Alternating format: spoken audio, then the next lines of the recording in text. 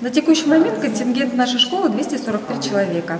Но опять же сюда входят дети, которые обучаются у нас в филиалах поселок Джабайки-Хая и поселок Теплый Ключ. То есть там около 20 человек каждый год мы также набираем дополнительно, и с ними занимаются специалисты. Ну, в филиалах у нас в основном работает фортепианное отделение, дети занимаются на инструментах, а в нашей школе отделений больше. То есть наши дети имеют возможность заниматься фотоискусством, значит, также на народных инструментах. Это баян, аккордеон, гитара. Кроме того, у нас, кроме народных инструментов, наши дети занимаются изобразительным искусством, вокалом. Значит, у нас есть хор, ансамблевые работы. Ну и, конечно, фортепианное отделение. Каждый год наши дети стремятся заниматься именно фортепианом. В нашей школе мы впервые в этом учебном году открыли такое отделение, как фотоискусство. У нас занимается Ирина Николаевна Плюхина, которая осуществляет деятельность непосредственно по совместительству также в спорткомплексе и в нашей школе. Значит, на текущий момент мы пока набрали один класс, 14 человек по просьбе родителей, но на следующий год мы уже будем набирать еще дополнительный класс. То есть дети стремятся заниматься, им нравится это отделение.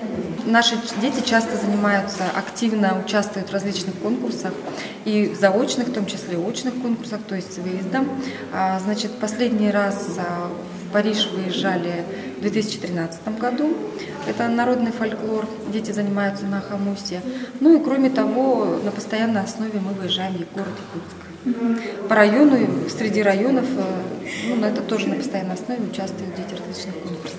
Проект «Музыка для всех», он, конечно же, дает возможность заниматься всем, и детям, и взрослым, значит, музыкой.